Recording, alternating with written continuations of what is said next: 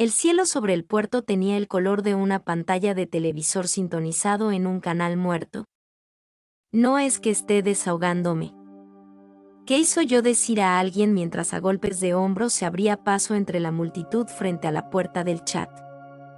Es como si mi cuerpo hubiese desarrollado toda esta deficiencia de drogas. Era una voz del ensanche y un chiste del ensanche.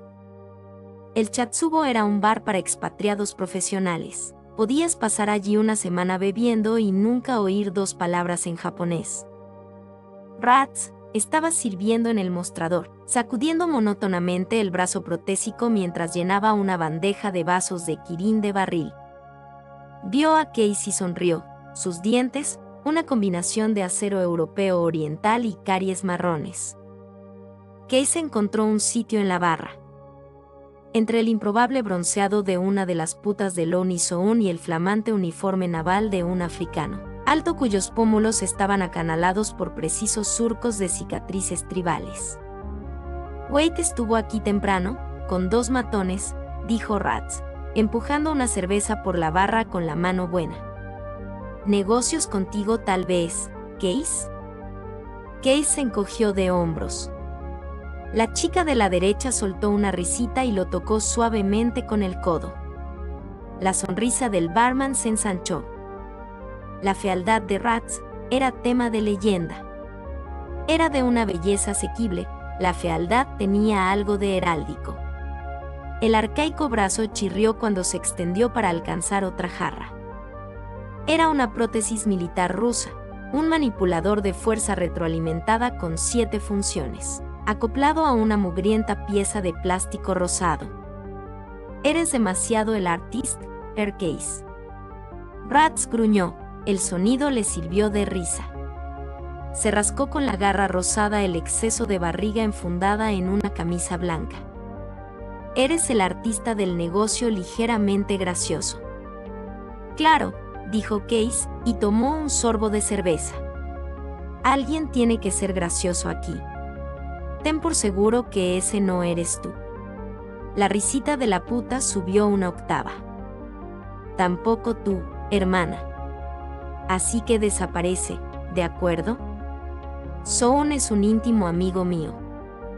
Ella miró a Case a los ojos y produjo un sonido de escupitajo lo más leve posible, moviendo apenas los labios. Pero se marchó. Jesús, dijo Case. ¿Qué clase de antro tienes? Uno no puede tomarse un trago en paz.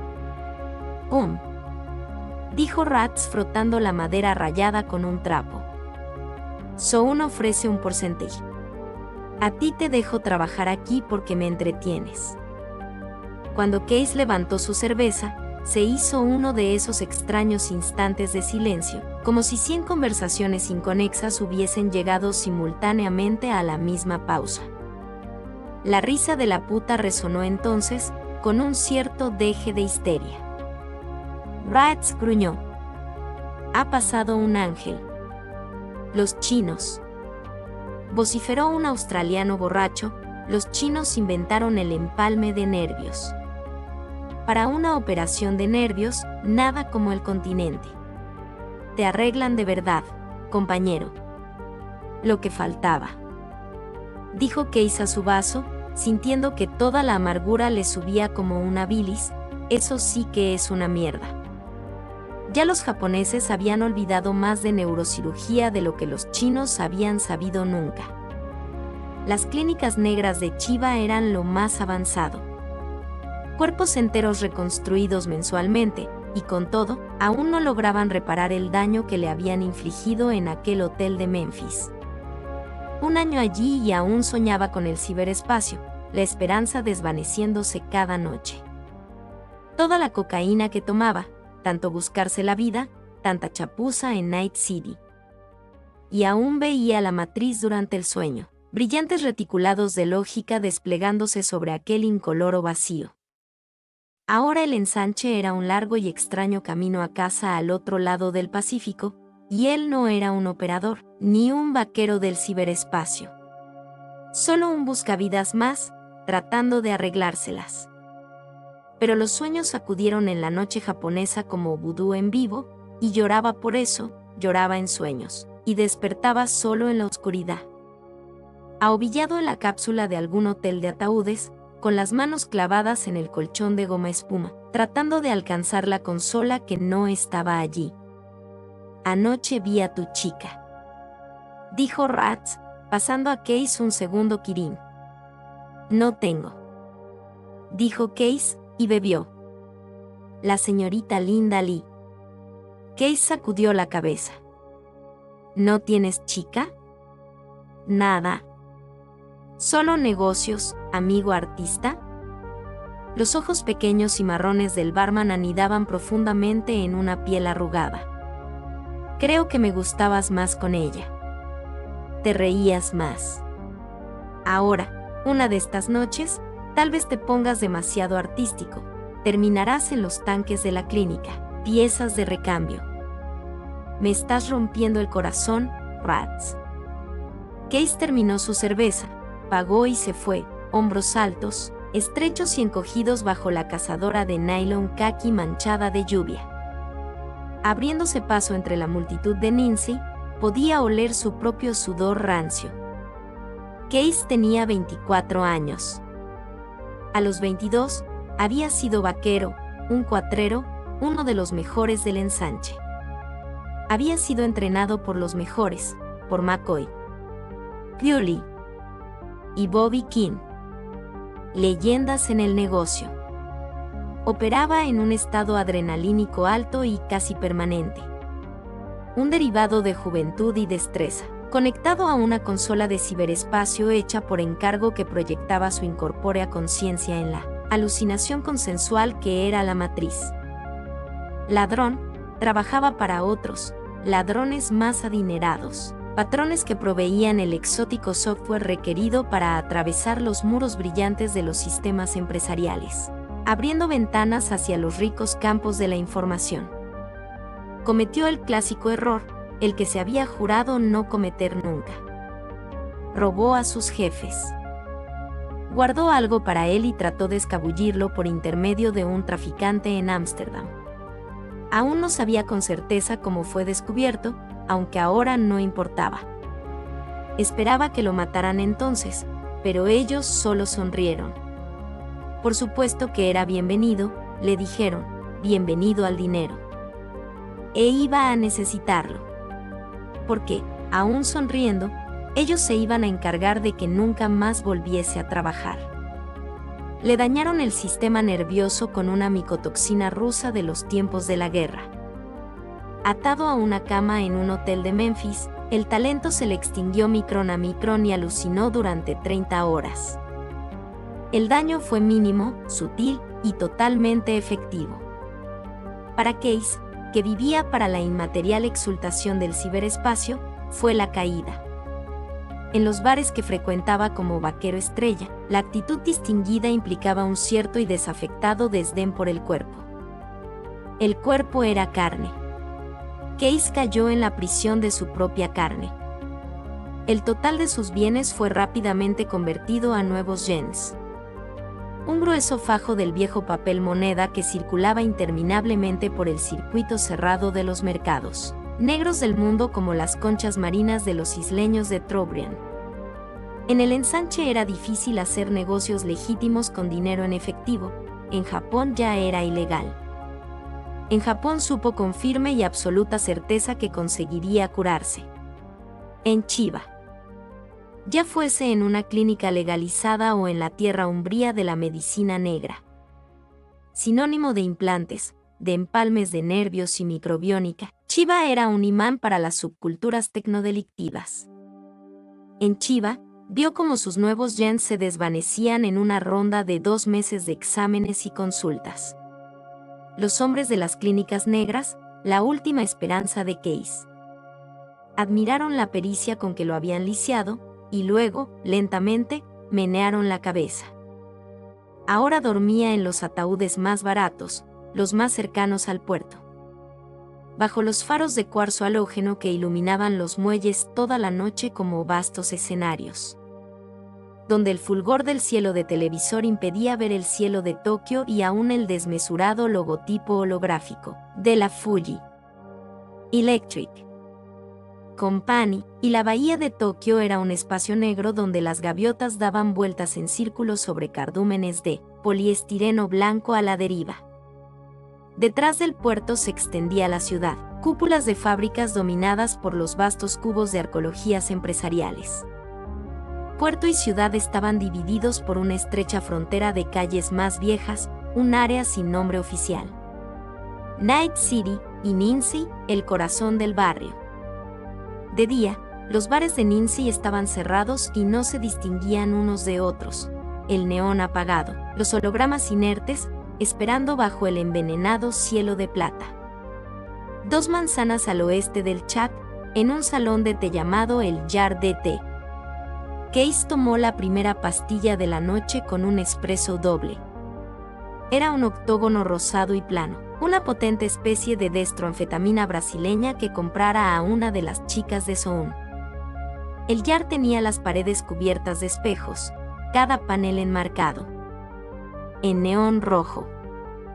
Al principio, encontrándose solo en Chiba, con poco dinero y menos esperanzas de curarse, había entrado en una especie de sobremarcha terminal, rebuscando dinero fresco con una intensidad helada que parecía corresponder a otra persona. El primer mes, mató a 2 hombres y a una mujer por sumas que un año atrás le habrían parecido ridículas. Nincy lo desgastó hasta que la calle misma le llegó a parecer la externalización de un deseo de muerte, un veneno secreto que él llevaba consigo. Night City era como un perturbado experimento de darwinismo social, concebido por un investigador aburrido que mantenía el dedo pulgar sobre el botón de avance rápido. Uno dejaba de rebuscárselas y se hundía sin dejar huella, pero un movimiento en falso bastaba para romper la frágil tensión superficial del mercado negro, en cualquiera de los casos. Uno desaparecía dejando apenas un vago recuerdo en la mente de un ejemplar como Rats. Aunque corazón, pulmones o riñones pudieran sobrevivir al servicio de un extraño que tuviese nuevos gens para los tanques de las clínicas. Los negocios eran allí un rumor subliminal constante, y la muerte, el aceptado castigo por pereza, negligencia, falta de gracia o de atención a las exigencias de un intrincado protocolo. Solo, en una mesa del Jar de Té, con el octógono subiendo, con gotas de sudor que le afloraban en las palmas de las manos, de pronto consciente de todos y cada uno de los cosquilleantes pelos en los brazos y en el pecho. Case supo que en algún punto había comenzado a jugar un juego consigo mismo, uno muy antiguo que no tiene nombre, un solitario final. Ya no llevaba armas, ni tomaba ya las precauciones básicas. Se encargaba de los negocios más rápidos y dudosos de la calle, y se decía que era capaz de conseguir lo que uno quisiera. Una parte de él sabía que el arco de esta autodestrucción era notoriamente obvio para sus clientes, cada vez más escasos. Pero esa misma parte se tranquilizaba diciéndose que era solo una cuestión de tiempo. Y era esa parte, que esperaba complacida la muerte, la que más odiaba la idea de Linda Lee. La encontró una noche lluviosa en una videogalería. Bajo fantasmas brillantes que ardían tras una bruma celeste de humo de cigarrillos, hologramas del castillo embrujado y de guerra de tanques en Europa, la silueta de Nueva York. Y ahora la recordaba así, el rostro envuelto en una inquieta luz de láser, los rasgos reducidos a un código, un fulgor escarlata en los pómulos mientras el castillo embrujado ardía. La frente empapada de azul cuando Múnich caía ante la guerra de tanques. La boca manchada de oro caliente mientras un cursor deslizante sacaba chispas a las paredes de un desfiladero de rascacielos. Él estaba volando alto aquella noche, con un ladrillo de ketamina de Wade en camino a Yokohama y el dinero ya en el bolsillo. Entró desde la cálida lluvia que chisporroteaba en el pavimento de Nincy. Y por algún motivo, la distinguió enseguida, una cara entre las docenas de caras alineadas frente a las consolas, perdida en el juego. Tenía entonces la expresión que le vería, horas más tarde, en el rostro dormido en un nicho de un hotel del puerto. el labio superior como las líneas con que los niños dibujan un pájaro volando. Cuando atravesaba la galería para ponerse junto a la joven, embriagado aún por el negocio que acababa de cerrar, vio que ella levantaba sus ojos. Ojos grises delineados con lápiz negro. Ojos de animal encandilado por las luces altas de un vehículo que se aproxima. La noche se alargó en una mañana, en boletos en el puerto y en un primer paseo por la bahía. La lluvia siguió cayendo sobre Harajuku, goteando sobre la chaqueta de plástico de Linda. Y los niños de Tokio pasaron en tropel frente a las famosas boutiques, en chinelas blancas y con capuchas adhesivas, hasta que ella se quedó con él en el bullicio de medianoche de un salón pachinko y le tomó la mano como si fuera un niño. Pasó un mes antes de que la gestalt de drogas y tensión en la que él se movía convirtiera aquellos ojos, perpetuamente asustados, en pozos de reflexiva necesidad. Vio cómo ella se fragmentaba, se quebraba como un iceberg, y cómo los trozos se alejaban a la deriva, y por último vio la necesidad cruda, la hambrienta armadura de la adicción. Vio cómo inhalaba la siguiente línea con una concentración que le recordó las mantis que vendían en los kioscos de Shige, junto a peceras de carpas mutantes y grillos en jaulas de bambú. Miró fijamente el negro anillo de borra en la taza vacía. La taza vibraba por el estimulante que había tomado. Sobre el laminado marrón que cubría la mesa había una pátina de arañazos diminutos. La destronfetamina le subió por la columna y vio los innumerables impactos aleatorios que habían creado esa superficie. El yar estaba decorado en un estilo anticuado y anónimo del siglo anterior, una incómoda mezcla de japonés tradicional y pálidos plásticos milaneses, pero todo parecía cubierto por una película sutil, como si el mal humor de 1.000.000 de clientes hubiese atacado de algún modo los espejos. Y los plásticos otrora lustrosos, dejando cada superficie empañada con algo que nunca se podría limpiar. «Hey, Case, buen amigo». Levantó la mirada, encontró unos ojos grises delineados con lápiz. Ella llevaba unos desteñidos pantalones militares franceses y zapatillas deportivas blancas. «Te he estado buscando». Se sentó frente a él. Las mangas de la camisa azul de cremallera habían sido arrancadas desde los hombros. Él examinó los brazos involuntariamente, buscando señales de dermos o pinchazos. ¿Quieres un cigarrillo? Sacó un arrugado paquete de Yeyuan de un bolsillo tobillero y le ofreció uno. Él lo tomó, dejó que ella lo encendiera con un tubo de plástico rojo. ¿Duermes bien, Case? Pareces cansado. El acento era del sur del ensanche, cerca de Atlanta. La piel bajo los ojos parecía pálida y enfermiza, pero la carne era aún lisa y firme. Tenía 20 años. Unas líneas nuevas de dolor comenzaban a grabársele en las comisuras de la boca. Llevaba el pelo negro estirado hacia atrás, sujeto con una cinta de seda estampada. El diseño podía representar un microcircuito o el plano de una ciudad. «No, sí recuerdo tomar mis pastillas», dijo él, mientras lo golpeaba una tangible ola de nostalgia, deseo y soledad, cabalgando en la longitud de onda de la anfetamina. Recordó el olor de la piel de Linda en la oscuridad sobrecalentada de un nicho cercano al puerto, los dedos de ella entrelazados sobre su espalda. Toda la carne, pensó, y todo lo que la carne quiere. «Wait», dijo ella, entornando los ojos. «Quiere verte con un agujero en la cara». Encendió el cigarrillo. «¿Quién lo dice?» «¿Rats lo dice?» ¿Has estado hablando con Rats?» «No. Mona. Su nuevo macarra es uno de los chicos de Wade. No le debo tanto. Él a mí sí, pero de todos modos no tiene dinero». Se encogió de hombros. «Ahora le debe demasiada gente, Case. Tal vez te toque ser el ejemplo. En serio, es mejor que te cuides». «Claro.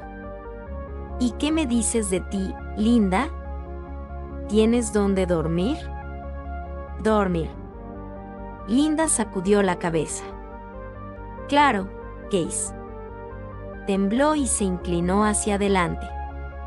Una película de sudor le cubría la cara. Toma, dijo él, buscó en el bolsillo de la chaqueta deportiva y sacó un arrugado billete de 50. Lo alisó automáticamente bajo la mesa, lo dobló en 4 y se lo pasó. Tú lo necesitas, cariño. Más vale que se lo des a Wade.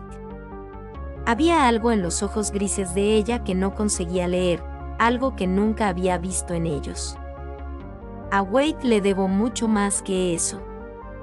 Tómalo. Me va a llegar más. Mintió, mientras veía sus nuevos yens desaparecer en un bolsillo de cremallera. Junta tu dinero, Case, encuentra rápido a Wade.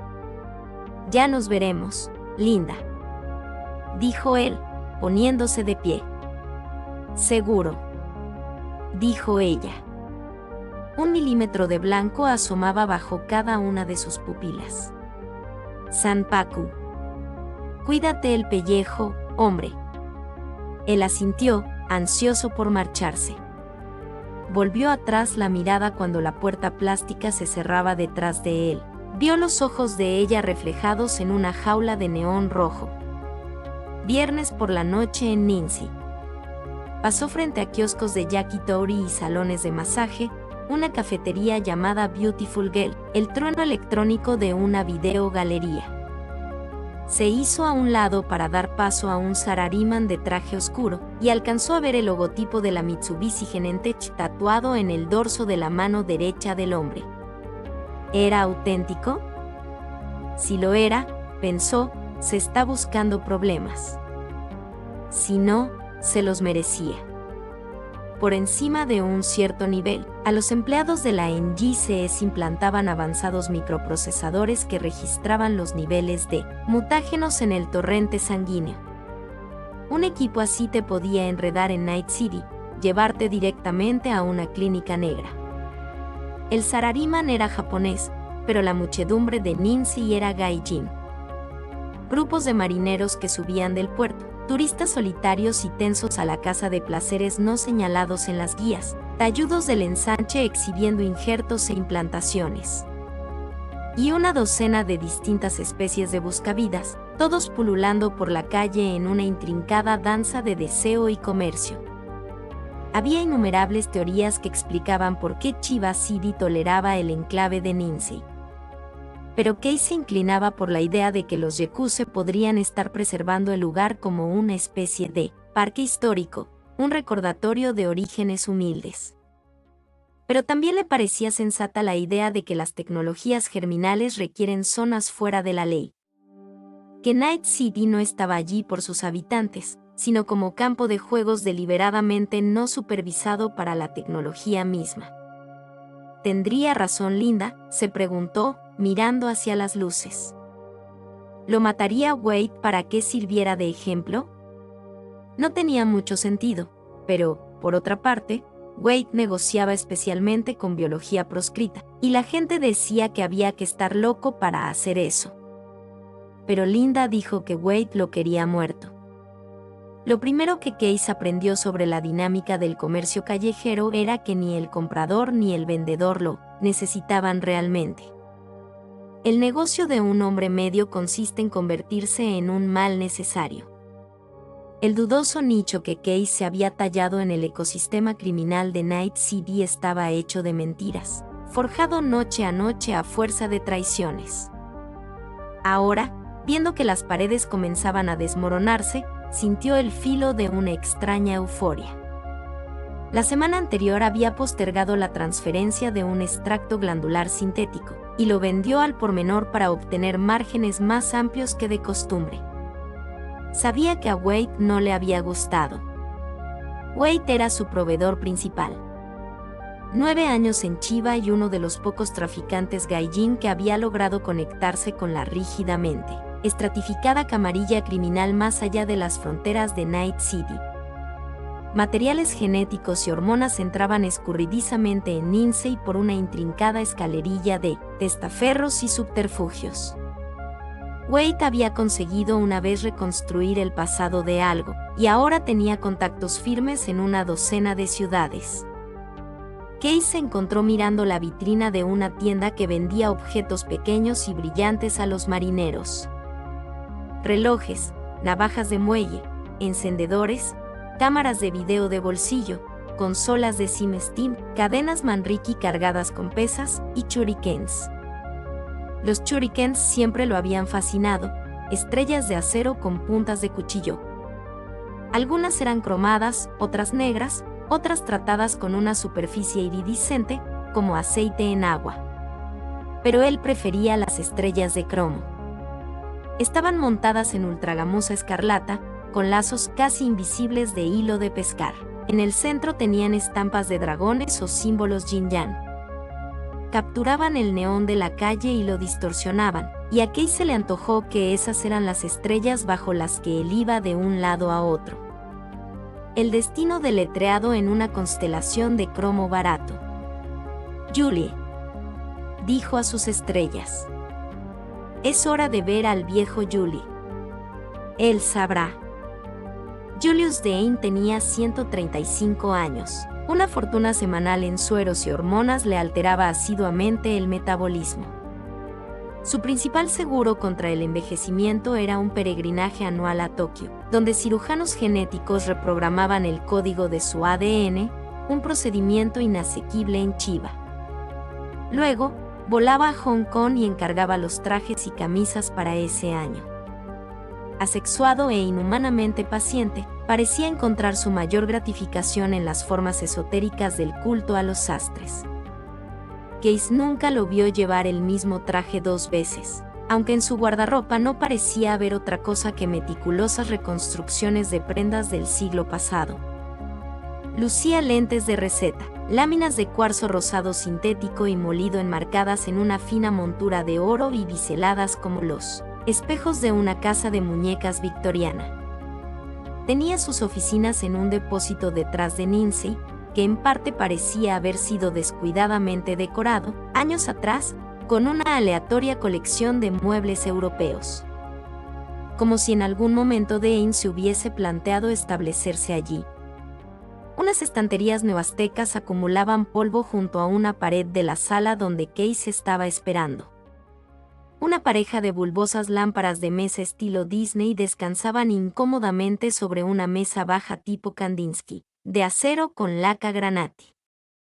Un reloj Dalí colgaba de la pared entre las estanterías, inclinando la cara distorsionada hacia el suelo de cemento desnudo.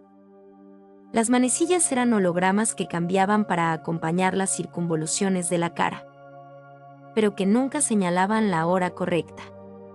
La sala estaba atiborrada de cajas de fibra de vidrio que despedían un olor a jengibre. Pareces estar limpio, hijo, dijo la incorpórea voz de Dean. Entra. Unos pestillos magnéticos se desplazaron alrededor de la enorme puerta de imitación de palo de rosa, a la izquierda de las estanterías. Un rótulo que decía Julius Dean Import-Export surcaba el plástico con deterioradas mayúsculas autoadhesivas. Si los muebles dispersos en el improvisado vestíbulo de Dean sugerían los finales del siglo pasado, el despacho parecía pertenecer a sus comienzos. El rostro rosado e inconsútil de Dean contemplaba a Case desde el área de luz de una antigua lámpara de bronce, con pantalla rectangular de vidrio verde oscuro. El importador se hallaba celosamente cercado por un amplio escritorio de acero pintado, flanqueado por altos gabinetes de cajones de madera clara. El tipo de cosa, supuso Case, que en otro tiempo sirvió para almacenar registros escritos de alguna especie. La tapa del escritorio estaba atiborrada de cassettes, rollos de papel amarillentos, y varias piezas de una especie de máquina de escribir de cuerda. Una máquina que Dane nunca tenía tiempo de arreglar. ¿Qué te trae por aquí, muchachón?, preguntó Dane, ofreciendo a Case un delgado bombón envuelto en papel cuadriculado azul y blanco. Prueba 1. Thing. Thing. Jai, lo mejor de lo mejor. Case rechazó el jengibre, se sentó en una torcida silla giratoria y deslizó el pulgar a lo largo de la desteñida costura de sus tejanos negros. Julie, he oído que Wade quiere matarme. Ah. Bueno. ¿Y dónde oíste eso? Sí se puede saber. Gente, dijo Dane, mordiendo un bombón de jengibre. ¿Qué clase de gente? Amigos. Case asintió. No siempre es fácil saber quiénes son los amigos, ¿verdad? Es cierto que le debo un poco de dinero, Dean. ¿Te ha dicho algo? Últimamente no hemos estado en contacto. Enseguida suspiró. Si lo supiera, por supuesto, quizá no pudiera decírtelo. Siendo las cosas como son, tú entiendes. ¿Las cosas? Él es un contacto importante, Case. Ya. ¿Me quiere matar, Julie? No, que yo sepa. Dean se encogió de hombros. Podrían haber estado hablando del precio del jengibre. Si se trata de un rumor infundado, hijo, regresa en una semana y te conseguiré algo sacado de Singapur. ¿Sacado del Hotel Nanhai, calle Bencolen? Hijo, lengua suelta. Sonrió Dean. El escritorio de acero estaba atiborrado con una fortuna en equipos que detectaban errores. Nos seguiremos viendo, Julie. Saludaré a Wade de tu parte. Los dedos de Dane subieron para cepillar el perfecto nudo de su pálida corbata de seda. Estaba a menos de una manzana del despacho de Dane cuando la sintió de pronto, la conciencia repentina y celular de que alguien le pisaba los talones, y muy de cerca. El cultivo de una cierta y mansa paranoia era algo que Case daba por descontado. El truco era no perder el control. Pero eso podía ser todo un truco, detrás de un montón de octógonos. Luchó contra la irrupción de adrenalina y compuso sus delgadas facciones en una máscara de aburrida vacuidad, fingiendo dejarse llevar por la multitud. Vio un escaparate oscuro y se las arregló para detenerse enfrente. Era una tienda de artículos quirúrgicos cerrada por renovaciones. Con las manos en los bolsillos de la chaqueta, miró a través del cristal hacia un rombo plano de carne en probeta apoyado sobre un pedestal tallado de imitación Hal. El color de la piel le recordó a las putas de Soun. Estaba tatuado con un visor digital luminoso conectado a un chip subcutáneo. ¿Por qué molestarse por la operación? Se encontró pensando, mientras el sudor le corría por las costillas. ¿Cuándo basta con llevar el aparatito en el bolsillo? Sin mover la cabeza, levantó la vista y estudió los reflejos de la multitud que pasaba. Allí, detrás de unos marineros con camisas de color caqui de manga corta. Pelo oscuro, lentes especulares, ropa oscura, delgado. Y desapareció. Case echó a correr, inclinado, esquivando cuerpos. ¿Me alquilas una pistola, Chin? El muchacho sonrió.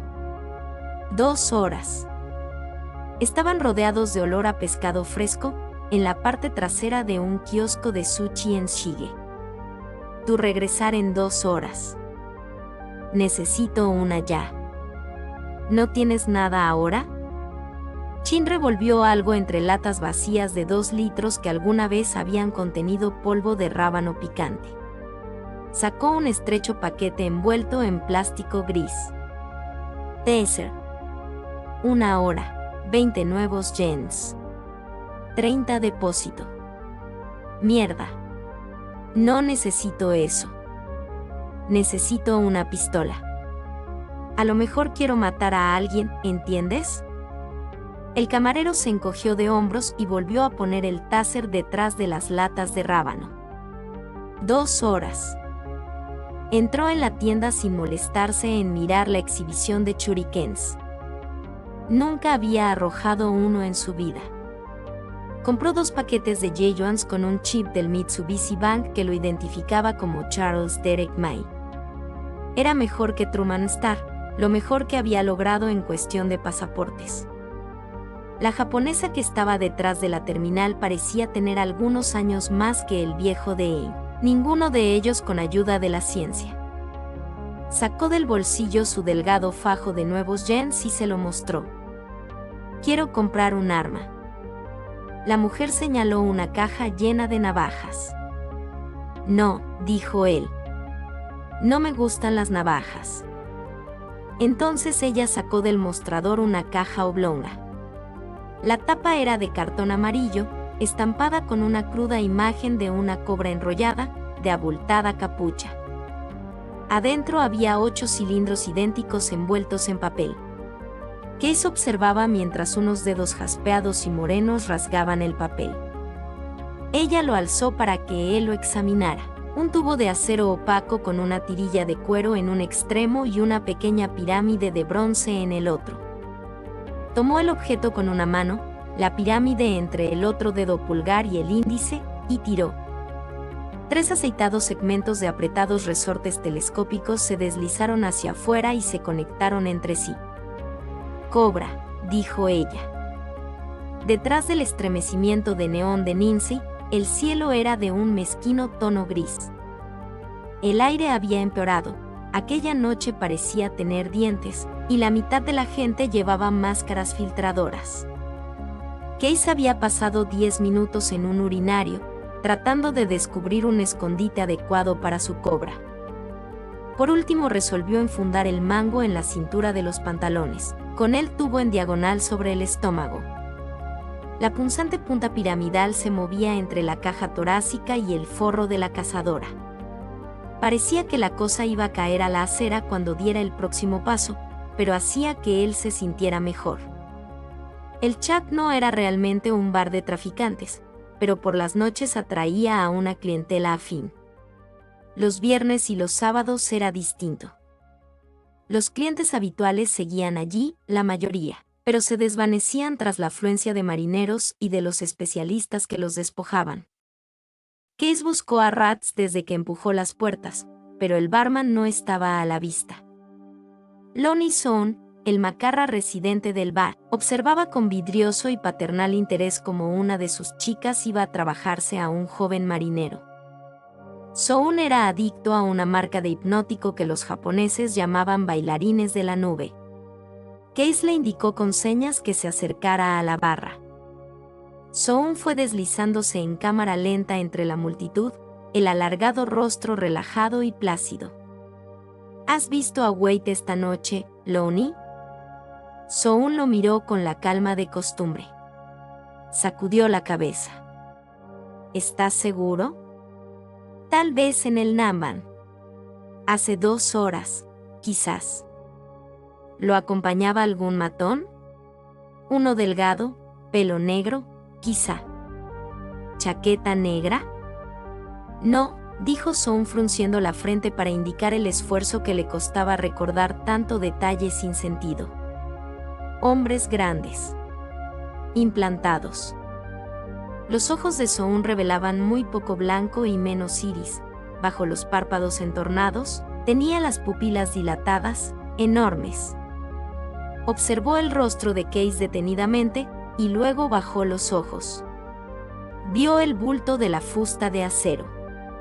«Cobra», dijo, y arqueó una ceja.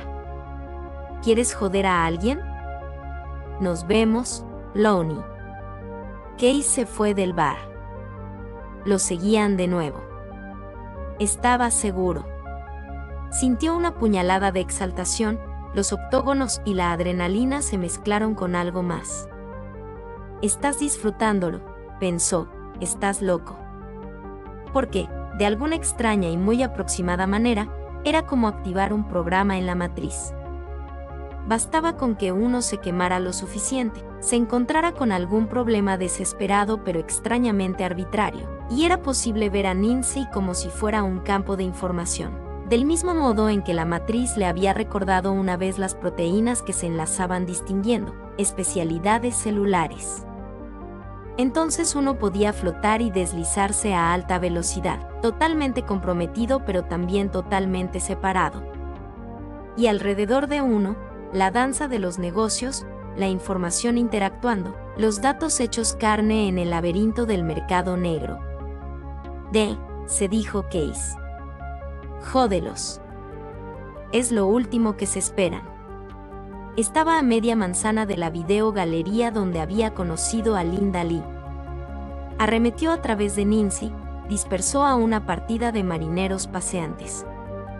Uno de ellos le gritó algo en español. Luego llegó a la entrada. El sonido se desplomaba sobre él como un oleaje. Los subsonidos le palpitaban en el fondo del estómago.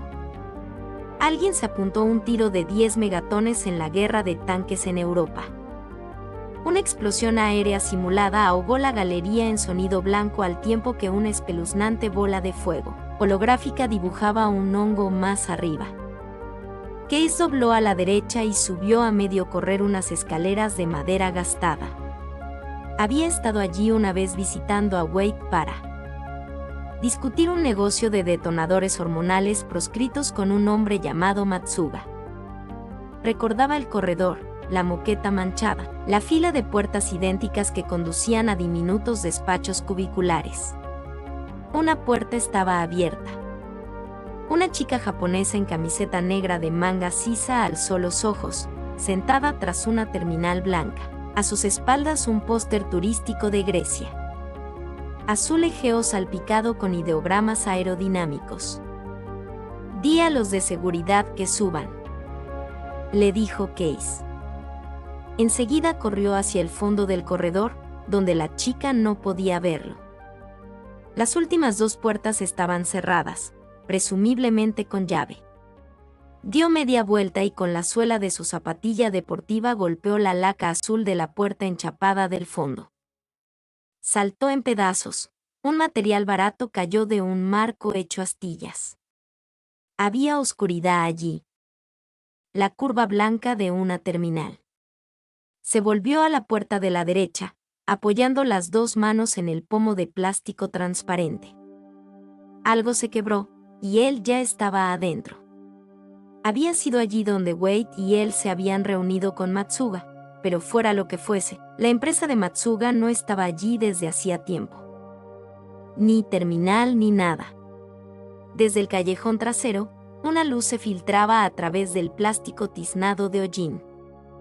Alcanzó a ver un sinuoso lazo de fibras ópticas que sobresalían de un enchufe en la pared, un montón de cajas de comida desechadas, y la barquilla sin aspas de un ventilador eléctrico. La ventana era una lámina simple de plástico barato. Se quitó la chaqueta, se la enrolló en la mano derecha y golpeó. Rompió la lámina, pero tuvo que darle 2 golpes más para sacarla del marco. Sobre el enmudecido caos de los juegos comenzó a sonar una alarma, detonada por la ventana rota o por la chica que estaba a la entrada del corredor. Case se volvió, se puso la chaqueta, extrajo la cobra y la extendió. Con la puerta cerrada, contaba con que su perseguidor pensase que se habría marchado por la que había roto de un puntapié. La pirámide de bronce de la cobra comenzó a balancearse levemente. El eje de acero en espiral le amplificaba el pulso. No sucedió nada. Solo la onda de la alarma, el fragor de los juegos, el martilleo del corazón. Cuando el miedo llegó, fue como un amigo a medias olvidado. No el frío y rápido mecanismo paranoico de la destronfetamina, sino simple miedo animal. Hacía tanto tiempo que vivía en un filo de constante ansiedad que casi había olvidado lo que era el miedo verdadero. Aquel cubículo era el tipo de lugar donde la gente moría. Él mismo podía morir allí.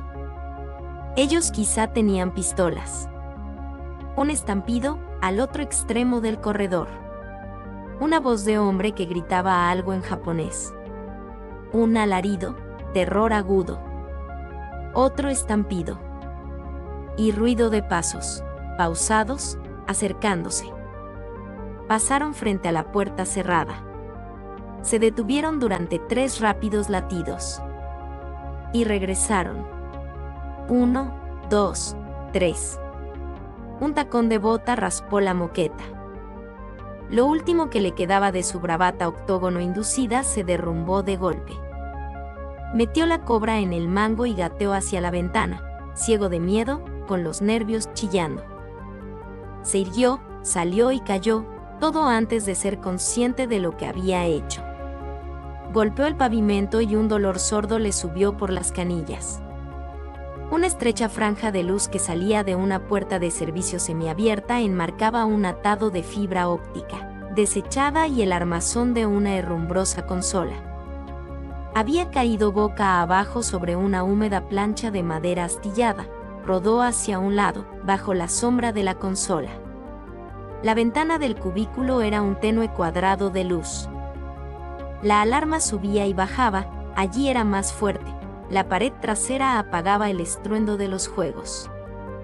Apareció una cabeza, enmarcada por la ventana, envuelta en las luces fluorescentes del corredor, y desapareció. Regresó, pero él seguía sin poder distinguir la cara. Un destello de plata le cruzaba los ojos. «Mierda», dijo alguien, una mujer, con acento del norte del ensanche. La cabeza desapareció. Case permaneció bajo la consola durante 20 segundos bien contados, y luego se levantó. Tenía aún en la mano la cobra de acero, y tardó unos segundos en recordar lo que era. Se alejó cojeando por el callejón, cuidando de no forzar el tobillo izquierdo. La pistola de Sin era una quincuagenaria imitación vietnamita de una copia sudamericana de una Walther PPK, de doble acción al primer disparo y de difícil carga. Tenía el peine de un rifle largo calibre 22, y Case hubiera preferido explosivos de plomo de acida en lugar de las sencillas balas chinas de punta hueca que Chin le había vendido. No obstante, era un arma de mano y tenía munición para 9 cargas. Y mientras bajaba por Shige desde el kiosco de sushi, la iba acunando en el bolsillo de la chaqueta. La empuñadura era de plástico rojo y brillante, moldeada en forma de dragón, algo por donde pasar el pulgar en la oscuridad. Había dejado la cobra en un cubo de basura de Nincy, y había tragado en seco otro octógono. La pastilla le encendió los circuitos y siguió el torrente de transeúntes desde Shige hasta Nincy, y de allí hacia Baitsu. Su perseguidor, concluyó, había desaparecido, y eso estaba muy bien. Tenía llamadas que hacer, negocios que discutir, y no podía esperar. Una manzana abajo de Baitsu, hacia el puerto, se levantaba un anónimo edificio de 10 pisos de oficinas, construido con feos ladrillos amarillos. Las ventanas estaban a oscuras, pero si uno estiraba el cuello se veía un débil resplandor en el tejado. Cerca de la entrada, un aviso de neón apagado anunciaba hotel barato, bajo un enjambre de ideogramas. Si aquel lugar tenía otro nombre, Case lo ignoraba, siempre se lo mencionaba como hotel barato. Se llegaba por un callejón lateral a Baitsu, donde un ascensor esperaba al pie de un conducto transparente. El ascensor, al igual que el hotel barato, era un añadido, pegado al edificio con bambú y resina epoxídica. Case subió a la jaula de plástico y usó su llave, una pieza plana de rígida cinta magnética. Había alquilado allí un nicho de pago semanal desde que llegó a Chiba, pero no dormía nunca en el hotel barato. Dormía en lugares más baratos. El ascensor olía a perfumes y a cigarrillo, las paredes de la cabina estaban rayadas y con manchas de dedos. Al pasar por el 5º piso vio las luces de Nincy. Tamborileó con los dedos en el mango de la pistola mientras la cabina perdía velocidad con un siseo gradual. Como siempre, se detuvo en seco con una violenta sacudida, pero él estaba prevenido. Salió al patio que hacía las veces de vestíbulo y jardín. En la alfombra cuadrada de césped de plástico verde, un adolescente japonés estaba sentado detrás de un monitor en forma de C, leyendo un libro de texto. Los nichos blancos de fibra de plástico se apilaban en un entramado de andamios industriales. 6 hileras de nichos, 10 a cada lado. Case hizo un gesto al muchacho y cojeó por la hierba plástica hacia la escalerilla más cercana. El conjunto estaba techado con una plancha de laminado barato que se sacudía ruidosamente cuando el viento soplaba y que goteaba cuando llovía. Pero era razonablemente difícil abrir los nichos sin una llave. La pasarela de hierro reticulado vibró debajo de él mientras se adelantaba por la tercera hilera hacia el número 92. Los nichos eran de 3 metros de largo, las compuertas ovaladas tenían 1 metro de ancho y poco menos de 1,5 metros de alto. Metió la llave en la ranura y esperó un momento la verificación de la computadora central. Unos pestillos magnéticos emitieron un zumbido tranquilizador y la compuerta se levantó en vertical con un chirrido de muelles. Unas luces fluorescentes titilaron mientras él gateaba hacia el interior, cerraba la compuerta de detrás y tiraba con fuerza del panel que activaba la cerradura. En el número 92 no había más que un ordenador Hitachi de bolsillo y una pequeña caja refrigerada de poliestireno blanco. La caja contenía los restos de 3 bloques de hielo seco de 10 kilos cada uno, cuidadosamente envueltos en papel para retardar la evaporación, y un frasco de laboratorio de aluminio centrifugado. Agazapado en el acolchado de espuma templada que era al mismo tiempo cama y suelo, Kay sacó de su bolsillo la 22 de zinc y la puso encima del refrigerador. Luego se quitó la chaqueta. La terminal del nicho estaba empotrada en una pared cóncava, frente a un tablero que especificaba las reglas de la casa en 7 idiomas. Sacó de la pared el teléfono rosado y marcó de memoria un número de Hong Kong. Lo dejó sonar 5 veces y luego colgó. El comprador de los 3 megabits de RAM caliente de Hitachi no recibía llamadas. Marcó un número de Tokio, en Shinjuku. Una mujer contestó, algo en japonés. ¿Está el víbora? Me alegra oírte, dijo el víbora, entrando por una extensión. He estado esperando tu llamada. Tengo la música que querías. Mirando hacia el refrigerador. Me alegra escuchar eso. Tenemos problemas de caja. ¿Puedes aguantar? Hombre, es que necesito el dinero con urgencia. El víbora colgó. Hijo de puta, dijo Case al zumbido del auricular. Contempló la pistolita barata. Problemático, añadió. Esta noche todo parece problemático. Case entró en el chat 1 hora antes del amanecer, ambas manos en los bolsillos de la chaqueta. Una sostenía la pistola alquilada, la otra el frasco de aluminio. Rats estaba en una de las mesas del fondo, bebiendo agua epaulinares de una jarra de cerveza. Sus 120 kilos de carne flácida se apoyaban en la pared, sobre una silla quejumbrosa. Un muchacho brasileño llamado Kurt estaba en la barra, sirviendo a un pequeño grupo de borrachos en su mayoría silenciosos. El brazo plástico de Rats zumbó al levantar la jarra. Tenía el cráneo tonsurado cubierto por una película de sudor. Te ves mal, amigo artista, dijo, exhibiendo la húmeda carcoma de sus dientes. Me va bien, dijo Case, y sonrió como una calavera. Súper bien. Se dejó caer en la silla opuesta a la de Rats, con las manos aún en los bolsillos. Y vas de un lado a otro en ese refugio portátil hecho de copas y anfetas, claro. A prueba de emociones fuertes, ¿no? ¿Por qué no me dejas en paz, Rats? ¿Has visto a Wade? A prueba del miedo y de la soledad. Continuó el barman. Presta atención al miedo. Quizás sea tu amigo. ¿Has oído algo de una pelea en la videogalería esta noche, Rats? ¿Algún herido? Un loco se cargó a un guardia de seguridad. Se encogió de hombros.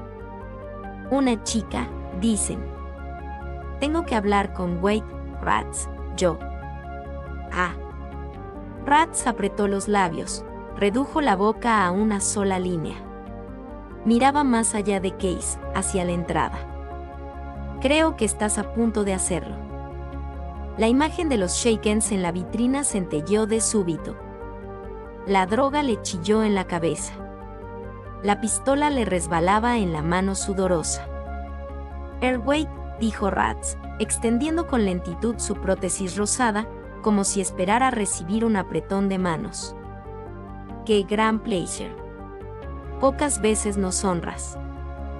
Kay se volvió y miró el rostro de Wade, una máscara bronceada y olvidable. Los ojos eran trasplantes cultivados níquel, color verde mar. Llevaba un traje de seda de color metálico y un sencillo brazalete de platino en cada muñeca. Estaba flanqueado por sus matones, jóvenes casi idénticos, con músculos inyectados que les abultaban los brazos y los hombros. «¿Cómo te va, Case?» «Caballeros», dijo Rats, levantando de la mesa el atiborrado cenicero con el rosado garfio de plástico. «No quiero problemas». El cenicero era de plástico grueso y a prueba de golpes, y anunciaba cerveza Tsingtao. Rats lo estrujó lentamente. Las colillas y las astillas de plástico verde cayeron sobre la mesa.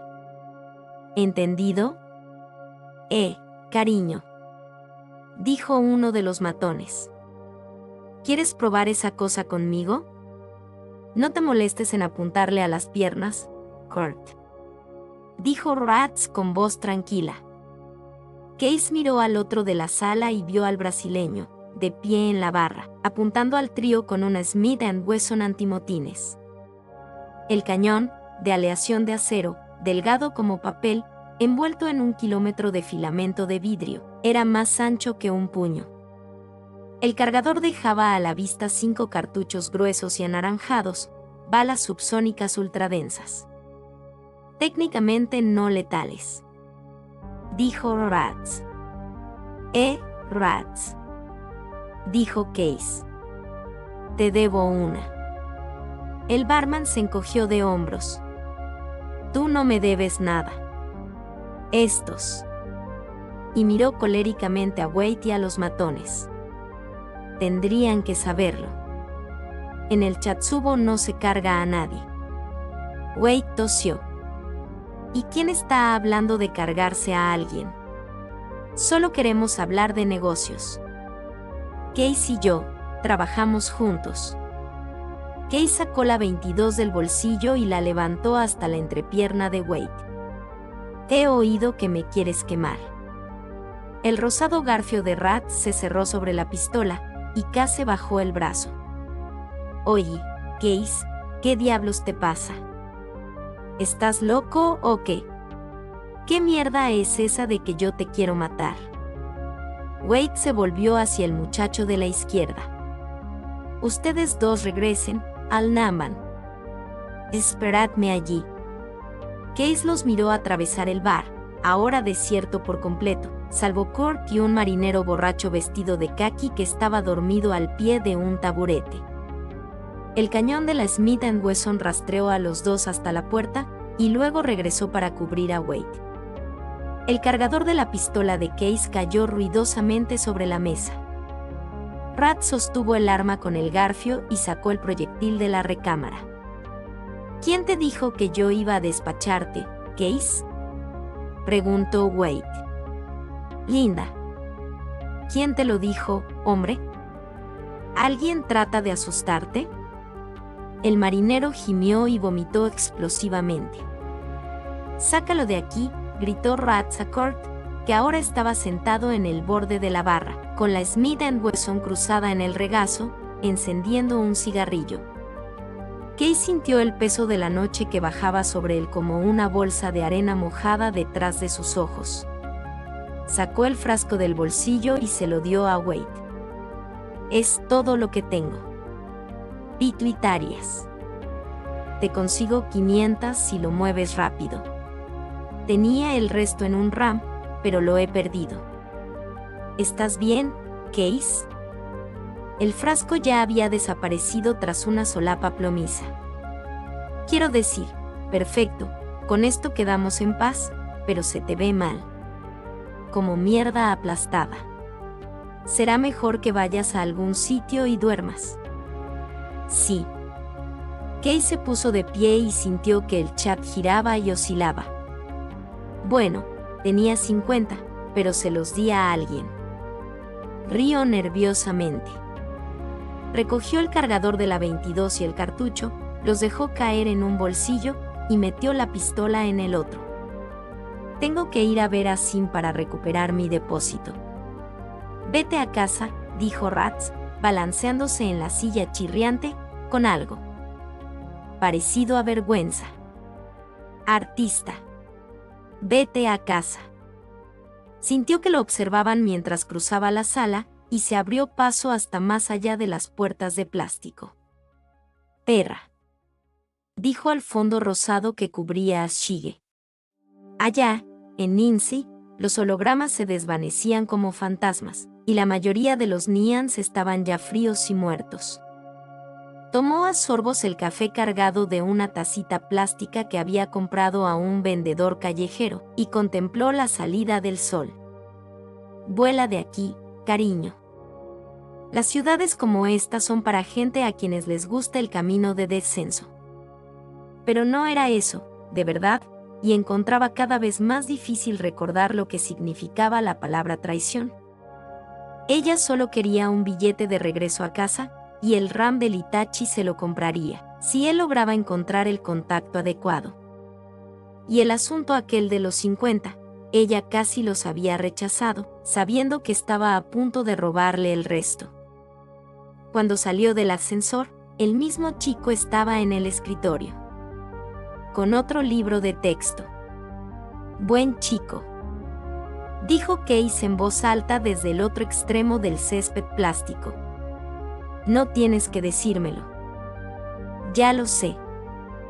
Dama Bonita vino a visitarme, dijo que tenía mi llave. Bonita propina para ti, 50 nuevos, tal vez. El muchacho dejó el libro. Mujer, dijo Case, y con el dedo pulgar se trazó una línea en la frente. Seda. Sonrió ampliamente. El chico respondió con otra sonrisa y asintió inclinando la cabeza. Gracias, imbécil, dijo Case. Ya en la pasarela, tuvo dificultades con la cerradura. Ella la estropeó de algún modo cuando le estuvo hurgando, pensó. Novata. Él conocía un sitio donde alquilaban una caja negra que abría cualquier cosa en hotel barato. Los fluorescentes se encendieron cuando entró a gatas. Cierra esa compuerta bien despacio, amigo. ¿Todavía tienes el especial de sábado a la noche que alquilaste al camarero? Estaba sentada de espaldas a la pared en el otro extremo del nicho. Tenía las rodillas levantadas y apoyaba en ellas las muñecas. De sus manos emergía la punta de una pistola de dardos. ¿Eres tú la de la galería? Case bajó la compuerta de un tirón. ¿Dónde está Linda? Dale al botón de la compuerta. Lo hizo. ¿Esa es tu chica? Linda. Él asintió. Se ha ido. Se llevó tu Itachi. Es una niña nerviosa de verdad. ¿Qué me dices de la pistola? Ella usaba gafas especulares y ropa negra. Los tacones de las botas negras se hundían en el acolchado plástico. Se la devolví a Chin, recuperé mi depósito. Le vendí sus balas por la mitad de lo que me costaron. ¿Quieres el dinero? No. ¿Quieres hielo seco? Es todo lo que tengo en este momento. ¿Qué te pasó esta noche? ¿Por qué armaste esa escena en la galería? Tuve que liarme con un policía privado que se me echó encima con un chacus. Linda dijo que me ibas a matar. Linda. Nunca la había visto antes. ¿No estás con Wade? Ella sacudió la cabeza. Él advirtió que las gafas estaban quirúrgicamente implantadas, sellando las cuencas.